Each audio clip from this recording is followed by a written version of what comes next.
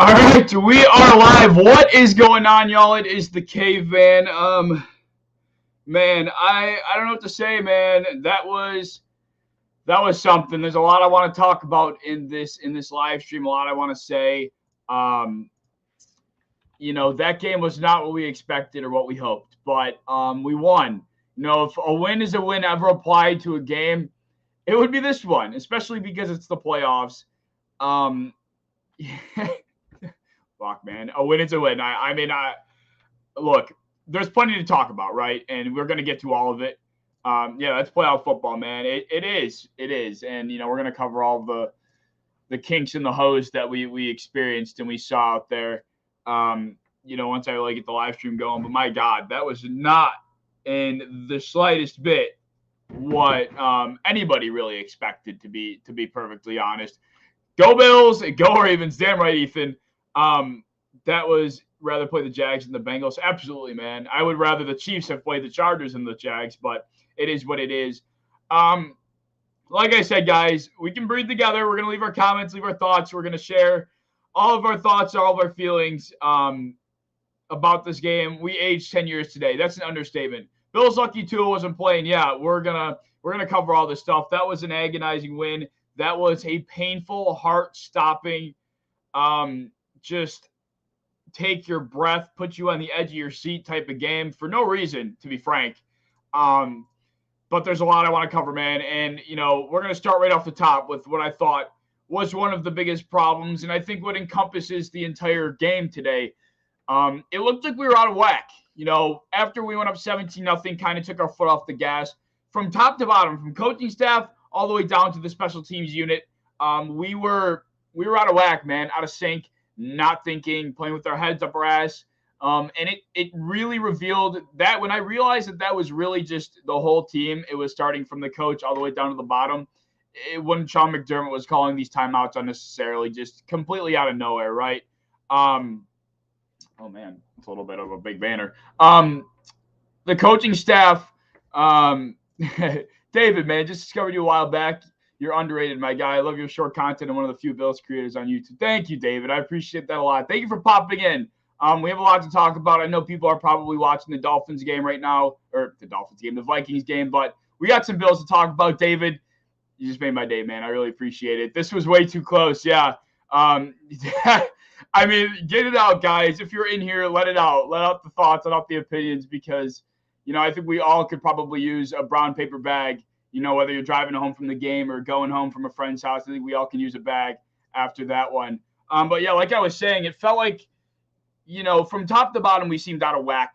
And we rely on the coaching staff in games like this to reel our team back in. And they seemed like they weren't even able to control themselves and be, calm, not panic in situations. And like I said, the two timeouts, we saw two instances where Sean McDermott kind of panic timeout, right?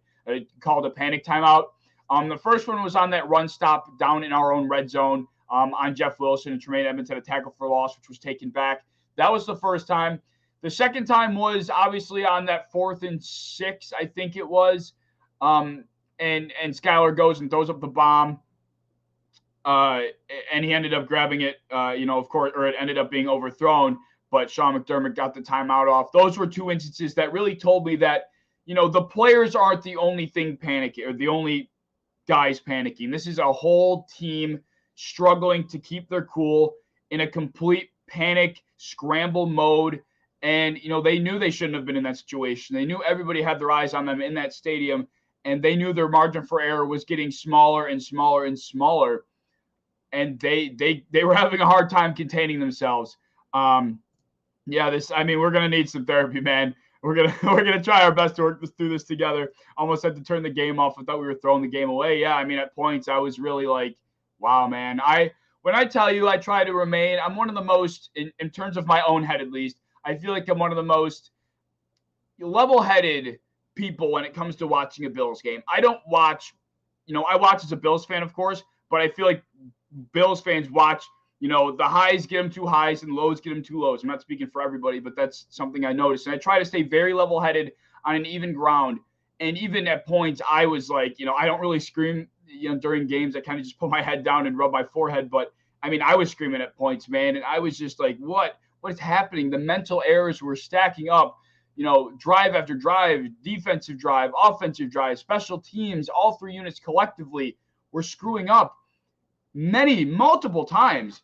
And like I said, that's what told me that it was coming from the top and Sean McDermott. He wasn't able to keep his cool. He obviously was displaying, levels of panic, and it was trickling down. It was a trickle effect all the way throughout the roster, and we saw that. It was worse because we all expected a blowout. On this note, I hated this game. From the second that we had the Dolphins as our matchup and we found out Skylar Thompson would for sure be playing, there was not a single ounce of excitement in my body for this game. Not a single lick. Because we know how games like this can go. It was a lose-lose situation the whole way through. You go into this game, you're playing against Skylar Thompson, you're expected to win. We have a 14-point spread. And it's one of those things where if you don't win by 30, you are going to get criticized. You are going to be ridiculed. Teams are, people are going to look at you sideways. We go into this game, we don't win by 20. We struggle. We have the kinks in the hose. Time and time again, there's bumps that we stumble over. It was a lot. And I knew going into this one that if we didn't win by 30, we were going to be looked at sideways. I knew if we went into this losing, obviously it was a losing situation overall. It was just, there was not much winning for us in this game other than actually winning. And we did that. So I'm grateful. I guess my overall point is going into it, I wasn't as excited for that simple fact that it felt like there was just so much that could go wrong. And, hypothetically speaking, who knows, right? And it just felt like I'm trying to keep my thoughts collective here. It just felt like there was only one avenue where we could feel good about this game, and that was by winning by at least 2 possessions. That was the only avenue where we all could walk out of this game and feel truly good about it. And obviously that didn't happen. So that's why I felt like I had no excitement going into this game, because it just felt like a lose-lose the entire way through. I'm going to try and get through all your comments, guys. Bill's defense is in major need of Von Miller. I thought the pressure was good today. Honestly, I think Skylar Thompson was flushed out of the pocket a lot. We forced him into some uncomfortable situations. But yeah, I mean, it's clear and obvious the loss of Von Miller has been huge. But Boogie Basham was making a ruckus back there today. Matt Milano was up at the line of scrimmage often. I thought the pass rush today actually was one of the least of our issues, if I'm being perfectly honest. But not to negate your point, we need Von Miller. We brought Von Miller in to fix a little bit of a niche here that we had a problem with in terms of finishing on the quarterback, and we were able to do that. And it really would be a big help to have him. So not negating your comment at all. If they lost, Dorsey needed to be fired. This is a comment I'm going to get to in a little bit, Stefan, so stick with me here. David says, I'm not sure how I feel about Ken Dorsey, but yes, I entirely agree with that. I miss Brian Dable wholeheartedly, man. Yeah, I mean, for sure. A win is a win. A win is a win, right? A win is a win has never applied more to a game. Has your name right can affirm. Okay, I've gotten better about screaming in games, Chris. I promise. I've gotten a lot better about screaming during games. I'm trying, David. I'm trying to keep us all level-headed here. Yeah, you were close, Michael, man. Credit to the Dolphins too, right? Skylar Thompson, it was at points made easier for him than us Bills fans would have liked to see. But Skylar made throws he had to, and he was let down more often than not. So I got to give a lot of credit to Skylar Thompson. We're out here singing the praises of Brock Purdy on a week-to-week basis. Dude's on a 6-game winning streak, throwing multiple touchdowns per game, and we're singing the praises of Brock Purdy. I think Skylar Thompson played a better game today than Brock Purdy did against the Seahawks. In fact, I think he played 2 times a better game than Brock Purdy did. How many times did Skylar Thompson put the ball in the money and his receivers were, whether it was getting broken up or they were straight up dropping it, he was escaping the pocket, making some pretty difficult throws on that final 4th and 6 after they took a false start. His game management was tough, but we got to give him credit. He's a 6th-round rookie. Kid did not expect to be playing this game on this stage. So, there were some things that he could have been better at, but he hit Gesicki right where it needed to be on that final 4th and 6. Skylar Thompson played well, man. He deserves all the credit, in my opinion, for that performance. I thought he played well. Why did we give Nyheim Hines for Zach Moss? That's a fleece. Did we get a good draft pick or something from y'all? Oh wait, John, are you saying that the Colts got fleeced, or are you saying that we got fleeced? Why did we give y'all for Zach Moss? That's a fleece. Did we get a good draft pick from y'all? Hold on, my brain's trying to compute this. Either way, Bills Mafia has not been a big fan of Zach Moss. So we were happy to get him off our plate. It looks like he's working out better in that physical cult system. At least he was. So maybe it's a win-win. I know Naheem Hines wasn't necessarily worked in or utilized as much in Indianapolis as he could have. But nevertheless, is Von Miller really there for 6 years? It could be. It's something that could probably be negated down the stretch. I think, it's a front-loaded contract. So it's not necessarily going to be 6 years, but it's possible. Colts got fleeced. Yeah, I got you. All right, we'll get back to the game here, though.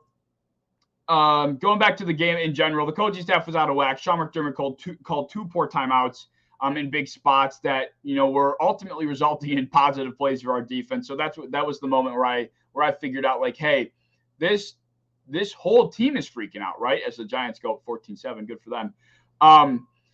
So on that note, we'll get in. Sean McDermott had his issues, but the Ken Dorsey disaster, I'm going to call this. Today was the Ken Dorsey disaster.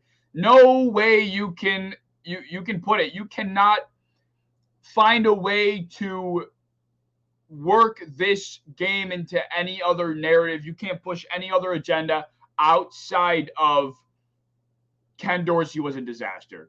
A disaster. The whole day. There was like one or two play calls where I'm like, okay, I like that. Otherwise, disaster after disaster after disaster. And it's not even necessarily the play calls that were bad, which in today's case it was.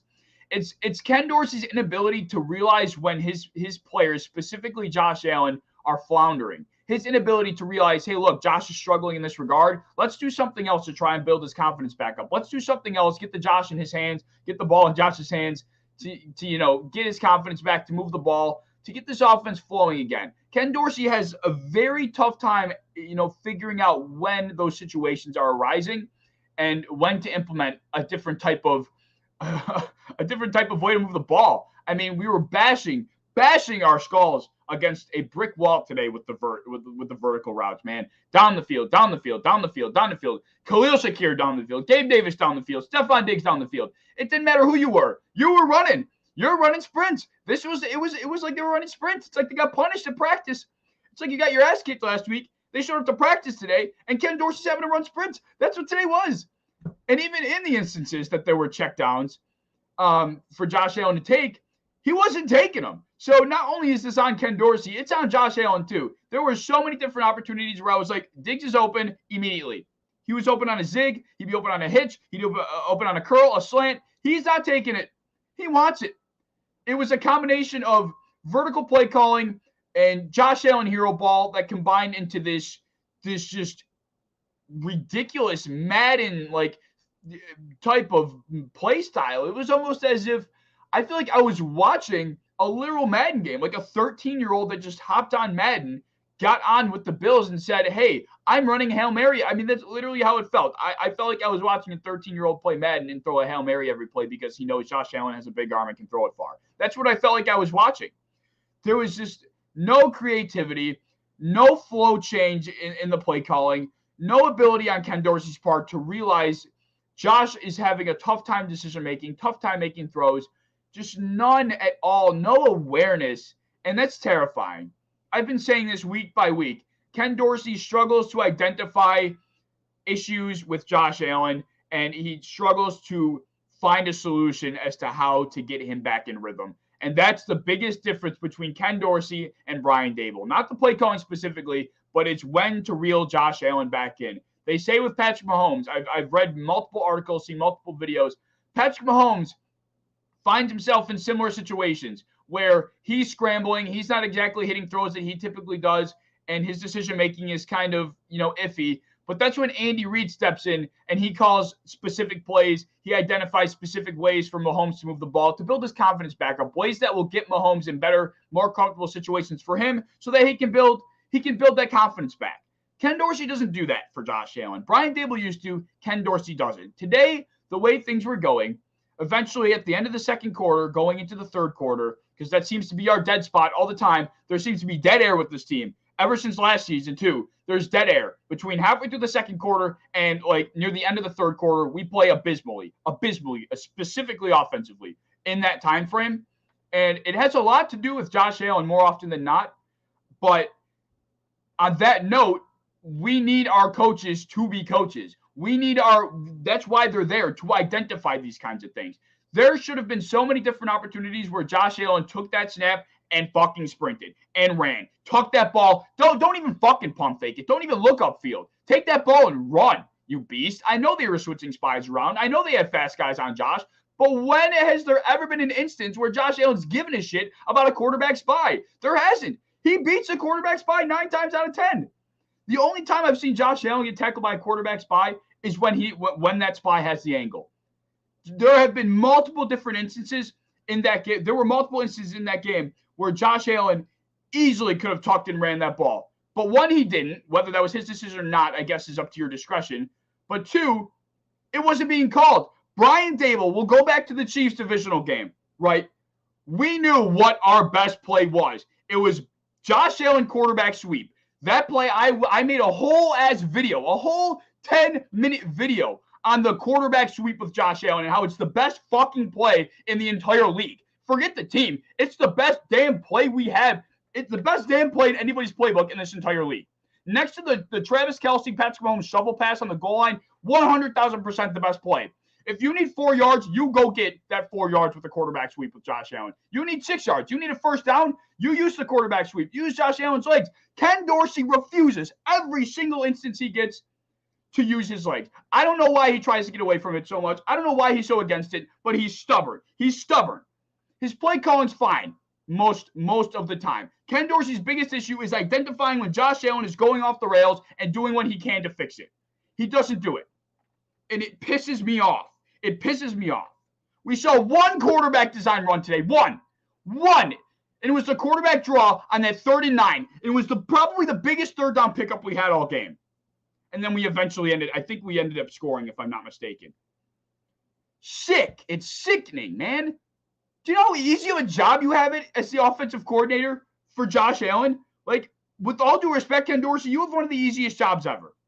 You have a personnel it's lacking in some regard, but you have a super freaky quarterback that can handle it. But when that super freak is even struggling, that's when you step in, and he doesn't do it. And it's happened time and time again this year. Ross, I appreciate you, man. Sorry, I've been ranting. Thank you.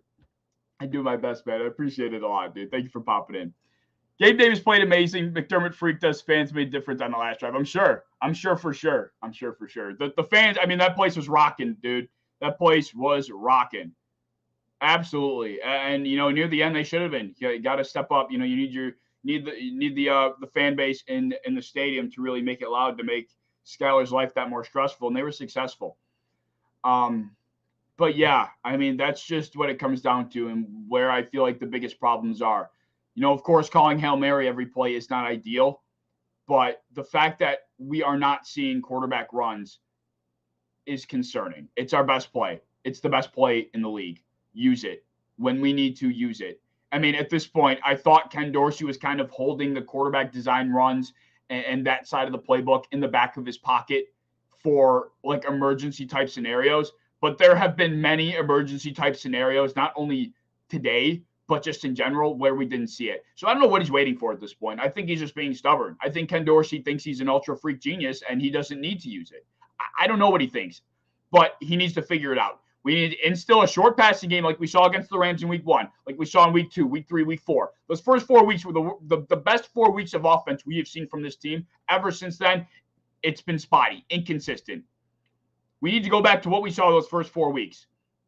Instill a short passing game. Now we can work the run game that's been working lately with James Cook and Devin Singletary, and then take your 3 to 4 deep shot daggers to really put a stamp, really put an imprint on a defense's back. That's how you win games.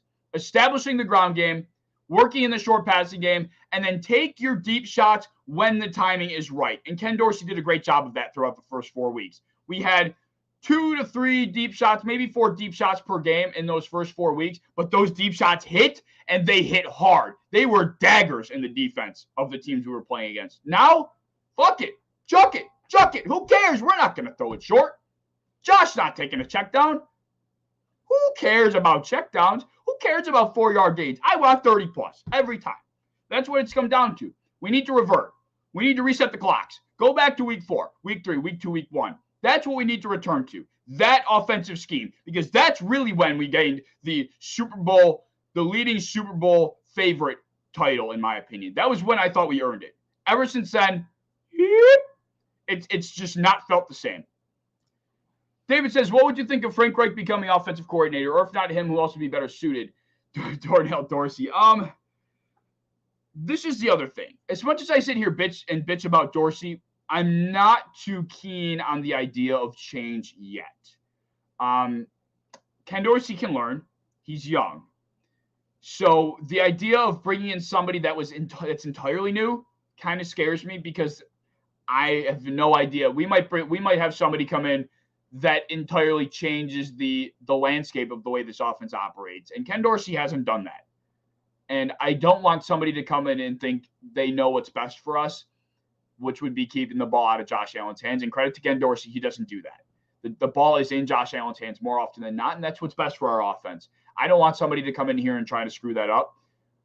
So I think for now, Ken Dorsey's the guy for the job. And if next year we see these problems continue to arise, we don't see adjustments, then that's when I think we should really be looking. We should really be concerned and looking around for perhaps a change at that spot. This game gives me more confidence. Well, that makes one of you. That makes just you, J.A. I mean, I guess in some regard it does, because you build confidence, right? Because you fought through adversity. The adversity shouldn't have existed. You created your own adversity, but you fought through it. It's like what Michael Jordan does. Do you know the meme of Michael Jordan where he says, "And I took that personally," and then he'd go out and drop 45 because somebody sneezed in his direction? That's kind of what we did today. Not completely, it's not completely related, but we kind of created our own issues and then solved them. Barely, but we solved them. So I guess if that's the route you want to take, fine. He's a Super Bowl caliber offense to work with, but Dorsey can't seem to connect or read anybody. Yeah, I don't know. He's got to figure it out though. He's got a week. He's got a week until we see Cincinnati, man. Well, assuming Cincinnati. So a lot to figure out in the next 7 days. If we don't beat ourselves, we can beat anybody. We already knew that, though. Yeah, I mean, back to this note, you make a fair point. The Bills' worst enemy is ourselves. The Bills' best opponent that we play against is ourselves, and we've seen that time and time again. We play to the level of our opponent every week. Play to the level of our opponent every single week. If we play the Chiefs, we'll play right with them. We'll beat the Chiefs. If we play the Patriots with Mac Jones, we'll play right alongside the Patriots and Mac Jones. If we play against Skylar Thompson and the Dolphins, we'll play right alongside Skylar Thompson and the Dolphins. It's just what we do. Why? I don't know. I wish I knew. I wish it wasn't the way it was. But we'll remember the feeling we have today, and then next week when we're in a 1-point game against Cincinnati with 2 minutes left, we'll be like, hey, we love this team again. I mean, that's just the way they play. I don't know why. It's just what we do. We play to the level of our opponents, and it's just that. That's just what it is. The Bills need to get OBJ. I think the ship has sailed, in my opinion. I think we need to draft a receiver. I think this draft we need to go heavy offense. This is a heavy offensive draft in my mind. Offensive line. Address the offensive line because that's still an issue. Address the receiver, the second wide receiver spot. Gabe Davis is fine, right? But we need somebody else. We need a field stretcher. Somebody that really burns. We need a real game changer opposite Stephon Diggs because Stephon Diggs does his best work intermediately inside of 15 yards. That's where Stephon Diggs really dominates. We don't need him running 55 yards downfield every play either. So we need somebody to kind of fill that gap because we thought Gabe Davis was that guy. I guess he's not. He played well today, though. Credit to Gabe Davis. He played really, really well today. That catch off the ground, excellent. That was the first time his alligator hands, his alligator catching style actually came into play. So credit to him for that. But we need to adjust the second receiver spot for sure. My Super Bowl matchup for this year. After today, I don't know. I did place a number of bets for value purposes, that is, on the Chargers to get there and to play different opponents and just for the value's sake, because the Chargers prior to the postseason starting were plus 2,100. I took them to win outright just because it was pretty good value, I thought, and I thought they could be a sleeper team to make it all the way. But obviously that was not the case. I think me betting on them probably cursed them, but it is what it is.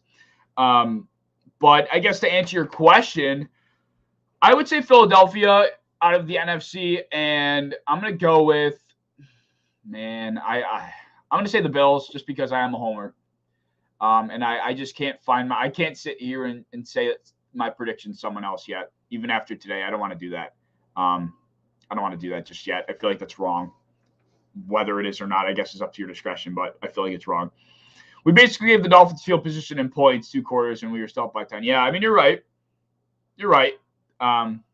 It took a very terrible game for us to be for them to be where they were, but we played that really terrible game. So it's you know, both sides of the coin apply. You know, I mean, it took our worst game for them to be in it, but it also, you know, we also played our worst game. So, you know, you can see it multiple ways.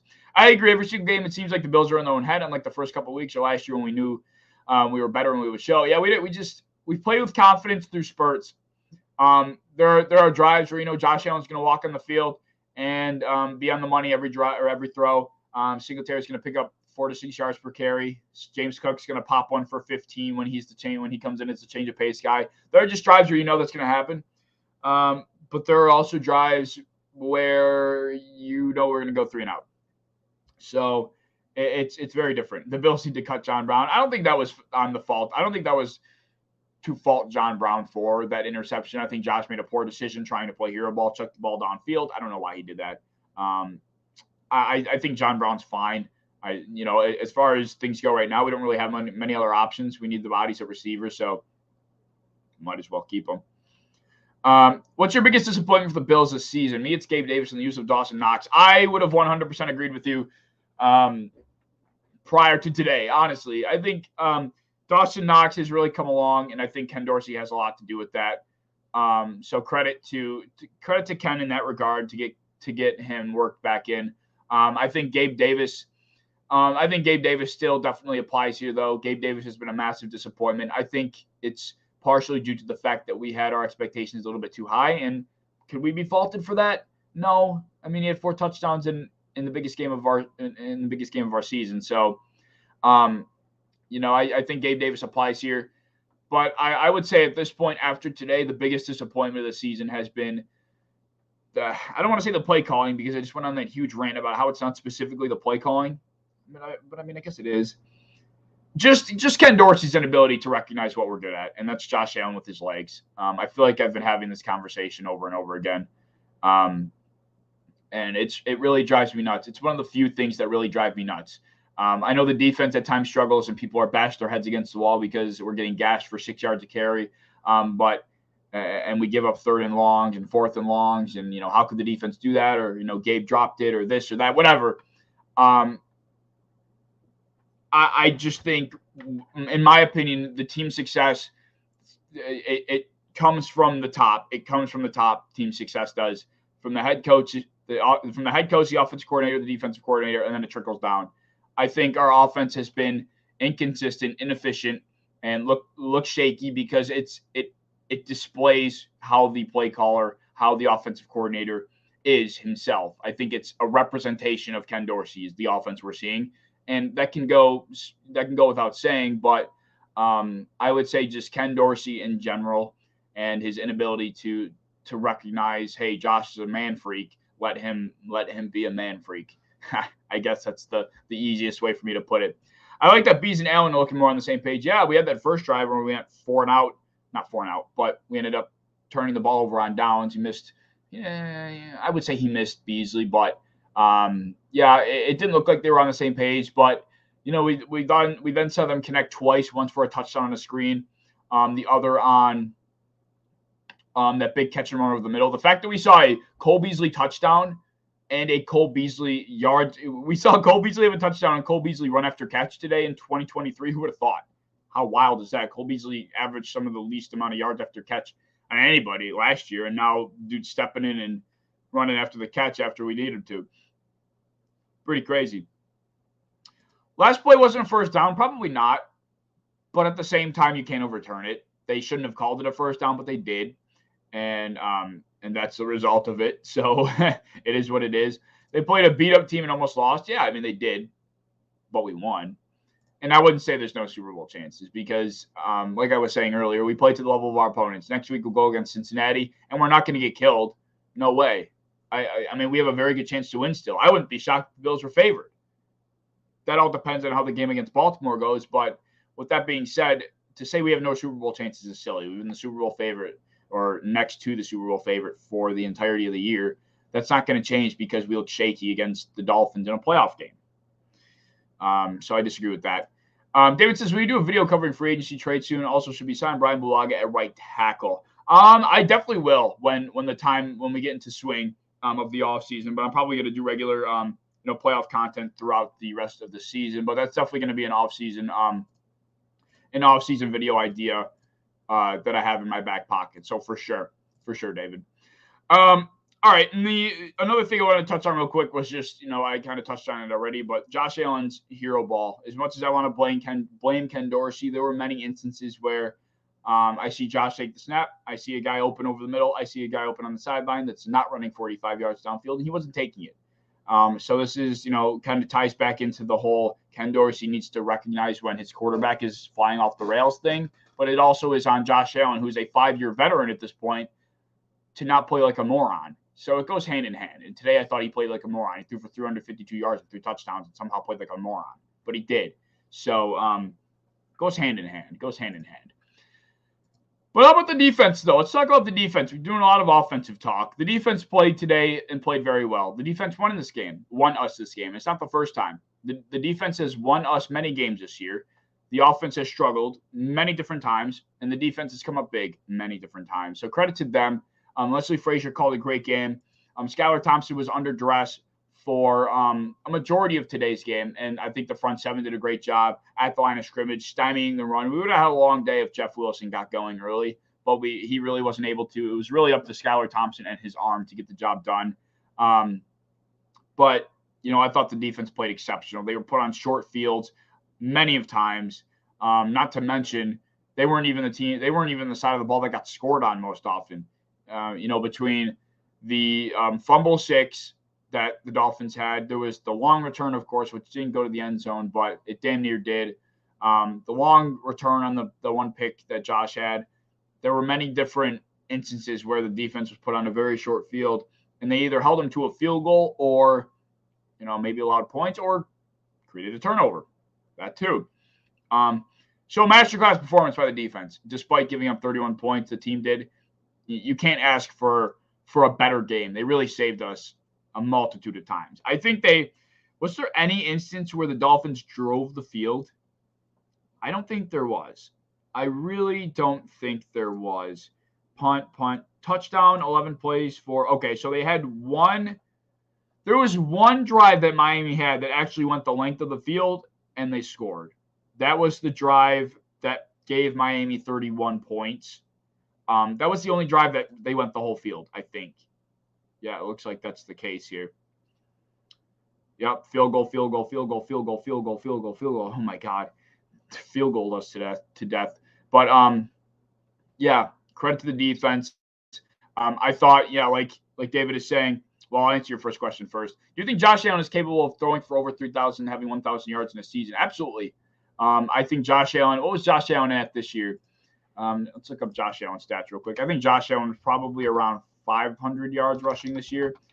Josh Allen's stats far. I think he's absolutely capable. It's just a matter of the volume that he gets. And, Ken Dorsey's not a big fan of a running Josh Allen, so it doesn't seem like it's capable because of that reason. But if we're talking about what Josh is capable of himself, 100,000%. He had 762 yards rushing this year.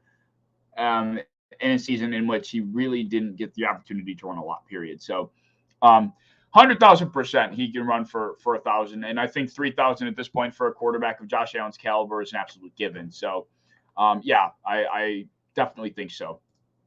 Elam stepped up. Glad to see him. For sure. Elam stepped up big. We've been really wondering why Elam hasn't been a part of this defense, especially during the mid portion of the season. We were seeing Dane Jackson out there. We were seeing Christian Benford out there. Everybody but Kyer Elam, it seems like, was getting an opportunity. I don't know why. Nobody really knows why. But he got his first real opportunity since the beginning of the year against the Dolphins the second time, and we played a lot of press man, and that's what Kyrie Elam specializes in. Lengthy arms, press, tough physical coverage, and he played good that game. And then today we go up against the same team, plays great today. I don't know what it's going to take for him to get a real opportunity, but I think for sure Kyrie Elam did great. And they actually already did rule him like a hideout for next week. I'm pretty sure, David, unfortunately. I think they did rule him out earlier this year, or earlier in the week. I think they did rule out Kyrie Elam, unfortunately. Our defense was criminally underrated, contained Hill and Waddle up only field goals and 3 and outs. It's not the defense's fault. The offense had 5 turnovers. Totally. I mean, the defense did their part. From top to bottom, the defense did their whole part. And that's been the story of the season. The defense making big plays to force a turnover on downs, getting a forced fumble and recovering it, picking off the opposing quarterback in big spots, holding a team to 3, in a big spot. It's just been the story of the season for this team, for this defense, really. Even in the first game against the Dolphins, we held Tua and that offense to not getting a first down in their own end, which eventually resulted in the butt punt. The offense wasn't able to capitalize, but there's been just many instances of the defense making a big play, giving the offense another opportunity to win. And whether or not they come up on top has been another story, but the defense all year has been the saving grace of this team, in my opinion. Should the Bills get Saquon Barkley? No. I think at this point we've got our backfield rounded out, or at least we found our guy in James Cook. I didn't anticipate James Cook to be taking on a running back one type of role with a bell cow type of volume level, and I don't think he's going to. But at the same time, we didn't draft James Cook. We're not going to get his carries taken away because we bring in somebody like Saquon Barkley, and he'd be expensive. Barkley's not going to be a cheap acquisition. And I feel like they probably also hold on to him over there in New York. They're currently beating the Vikings 17-7 with 3 minutes left in the second quarter. I don't see how they can possibly get rid of Saquon Barkley. Let's see how many yards he has in this game. This is their playoff game, the Wildcard, and a game they weren't supposed to be in. And Barkley's got 4 for 51, and Daniel Jones has 9 for 72 rushing. Wow! Daniel Jones has over 200 total yards in the first half, man. 70 on the ground, 130 through the air, 1 passing touchdown. Barkley's got a rushing touchdown. Excellent stuff. I picked the Giants to win, so this is fun to see. Will the Bills choke the next game? I don't think choke's the right word. Very possible we lose, but I think choke is a word in which you use that is specific to a situation. Like today, if we lost, that would have been a choke. If next week we go in and we have the lead, we gain a big lead, for example, and we choke it away, then yes, that's a choke. If we, have the ball in a very favorable situation and we're driving down the field and we just need a field goal to win, and for some reason we don't get it, I would define that as a choke. If we lose, just losing, it depends on the situation. There's many different chokes, if you will, but it only applies to specific situations. Ravens, 100%, man. I'd much rather see the Ravens move on over the Bengals. I want any good team get the hell out, please. I don't want any more good teams left, man. And there's still a lot. And if the Ravens can somehow upset, that would be nice. But I don't know about all that, unfortunately. David says, kind of off topic, but do you think Jared Goff is a franchise quarterback for Detroit? And do you think he's a top 11 quarterback? There's a lot about Goff being in Detroit for a while. He had underrated stats too. I don't know about top 11 quarterback. I think Jared Goff worked his way into like the top 20 to 18 quarterback conversation. He did what he had to, but there was also limitations to that offense because of Jared Goff that weren't necessarily seen as much. I think partially due to the offensive coordinator over in Detroit. We didn't see Jameson Williams involved as much, but I also think there were limitations that were kind of causing Jameson Williams' impact from being as immediate as it could have been. But I do think Jared Goff is definitely a safe option if they didn't want to go with the quarterback this year for one reason or another, which they probably won't be able to get their hands on one. But hypothetically speaking, I think Jared Goff is fine for the soon to close future for a team that's, on the up and up because of him. He looked good in the second half of the year. So credit to him for sure. Yes, and Vanilla Vic is popping off. Daniel Jones is having a day right now. And I'm happy for him. Daniel Jones, that's a big conversation this offseason too. Will Daniel Jones get extended? Kind of the same type of vibe from Daniel Jones. as it was for Jared Goff, a guy in a situation that is propping him up to be successful more than he's propping the team up. I think there's limitations to the Giants offense, partially due to the fact that they have a poor offensive personnel, but also because of Daniel Jones. Is he worthy of an extension? It's hard because if you extend Daniel Jones, you're committing yourself to him when there's definitely better options out there. But for the close to near future, I don't think there's really much hurt to it. It depends how much you go and extend him for, too. That's also a big part of it. Stack says, do you think Jacksonville goes to the Super Bowl? No, I think Jacksonville gets slaughtered by the Chiefs next week. You can't play a whole half of football asleep like they did last week and come out with a win in the divisional round against the Chiefs. So, no, I don't. I think they get murdered, to be honest with you. Who do you think the most underrated playoff quarterback is, active or retired? My opinion is Drew Brees. Yeah, for sure. Drew Brees is in that conversation. Underrated playoff quarterback, active or retired? That's a tough one. I guess that's really hard. It depends who you define as like what makes him underrated. Like I guess to an extent you could argue that a guy like, I don't know, Justin Herbert's an underrated playoff quarterback. He's played in one playoff game. He lost, but I still think he played relatively well. I guess it's like a fine, like a hard way to find like the definitive way of describing an underrated playoff quarterback, if you will. All right, let's get back on track here real quick. I usually do 3 stars after each Bills game. I give out 3 stars for the Bills and who I thought played the best. So for my 3rd star, does anybody want to try and take a guess who my 3rd star is before I reveal it? It's not like I'm picking anybody out of left field here. They're the 3 players from this game that I think had a very noticeable impact. Kind of like how hockey does 3 stars. I have 3 stars for this Bills game. And my 3rd star is going to be Stephon Diggs. Impact was felt. Burnt Xavier Howard a couple times. Played well today. He was a big impact player. He almost had a nice toe tap touchdown in the back of the end zone before half. Unfortunately, he didn't gain control. But 7 receptions, 114 yards, probably almost had a touchdown. He could have had a touchdown too. Monster day from your number 1 receiver, and we needed it badly. So nice to see him come up big. Second half, though, he kind of went silent a little bit. Khalil Shakir looked great. If Khalil Shakir isn't worked in more, then that's an offensive fault, offensive coordinator fault. This should be Khalil Shakir's role for the remainder of the postseason going to next year. This is a Khalil Shakir-led job now after today, in my opinion. But yeah, like I said, for sure going to go with Stephon Diggs as being my 3rd star because you have your number 1 receiver making a huge impact that was felt. The defense had to acknowledge him. Khalil Shakir's 55-yard, what looked like catch then drop, was because Stephon Diggs drew double coverage and Khalil Shakir was able to leak out in his one-on-one matchup. So very much credit to Stephon Diggs today and his efforts. So he's my 3rd star. But as far as the offense goes, you might have been able to make an argument for Gabe, but outside of that, I don't think anybody offensively really deserved a star. But on defense, there were guys that definitely did. And my 2nd star is Tremaine Edmonds. Dude was all over the place, man. 5 total tackles, 1 tackle for loss, 4 pass defense, man. Tremaine Edmonds was all over the field. He had that pass breakup on Salvin Ahmed, however you pronounce his name. He destroyed him, clean hit, jarred the ball loose. He had another, I think he hit Jeff Wilson just a couple plays after that and jarred the ball loose. He was a monster in the passing game.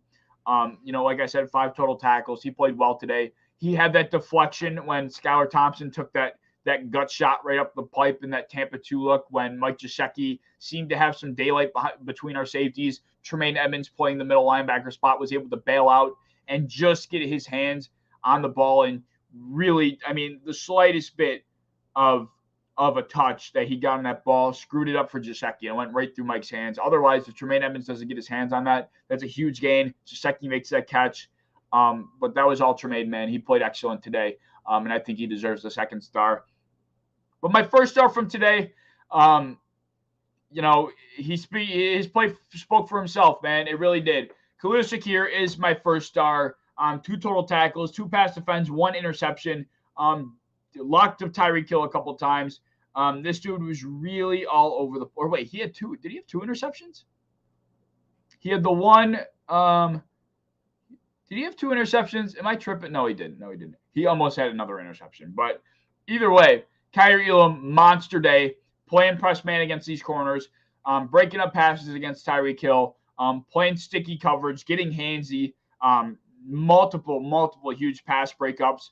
Big confidence day for a guy that we really need to step up in that secondary because sooner than later, Trey White's not going to be able to do this all by himself. And I do think he does a great job. Trey White's been excellent since he returned, but we need somebody to step up in that second spot. And who would have thought that Levi Wallace actually was doing the best job out of who we had. But now credit to Kyrie Elam for really stepping up today. He deserves a lot of credit. And I'm happy to see the rookie play well. Second time against the Dolphins. If he doesn't see more playing time going forward, if he isn't our second go-to guy on the outside, I'll be a little bit concerned.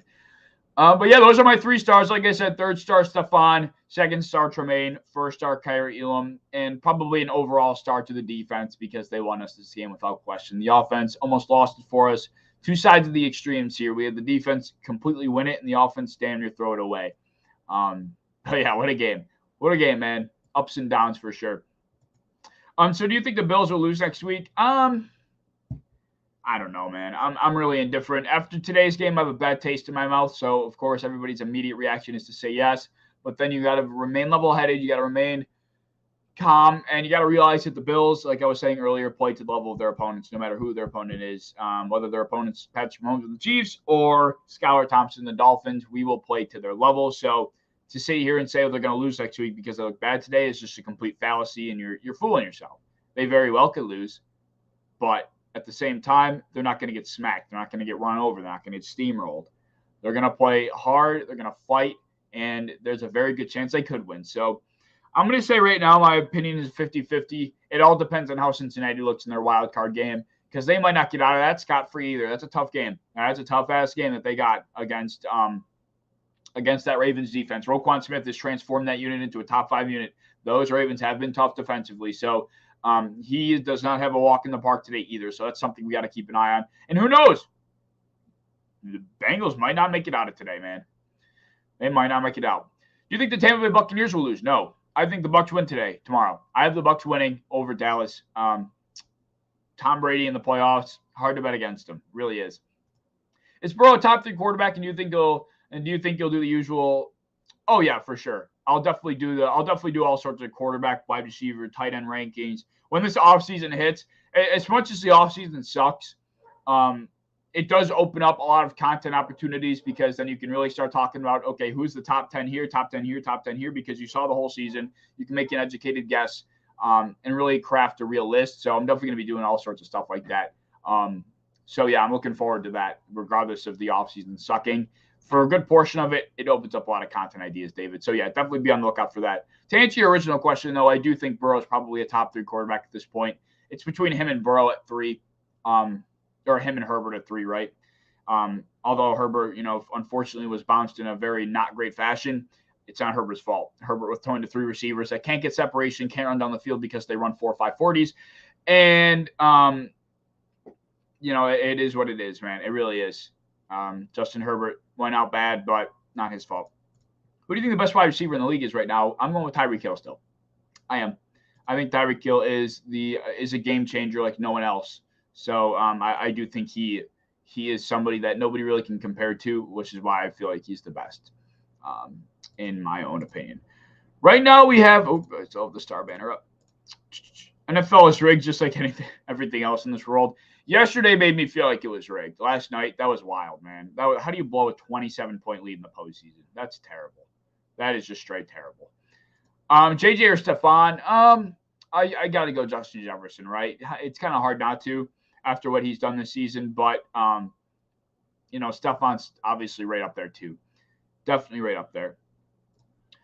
All right, so I'll probably wrap it up there, guys. I want to go catch the second half of this Vikings-Giants game. Ooh, wow, the Giants scored. Who scored? It looks like it was Kirk Cousins' pass and Kirk Cousins' throw. Who caught the pass for KJ Osborne? Wow. All right, yeah, so I'm going to wrap it up there, guys. Thank you for tuning in. Thank you for watching. it was a roller coaster today for us Bills fans, but we made it out alive. A win is a win. We have a week to regroup until next week. We see where our opponent is after tonight, and I'm looking forward to it.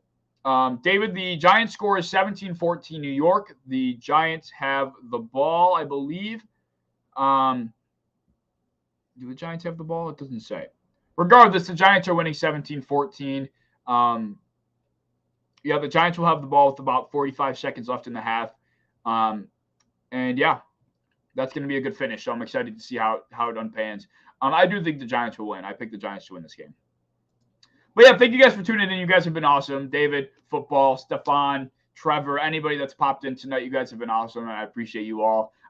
More content to come throughout the week, so be around for that. And be sure, if you're into, of course, I got to do this as well.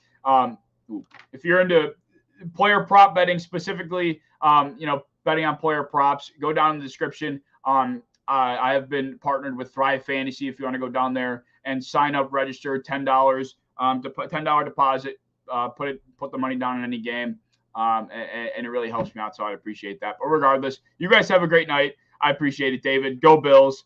And of course, happy to do it, man. Thank you for stopping in. Have a good night.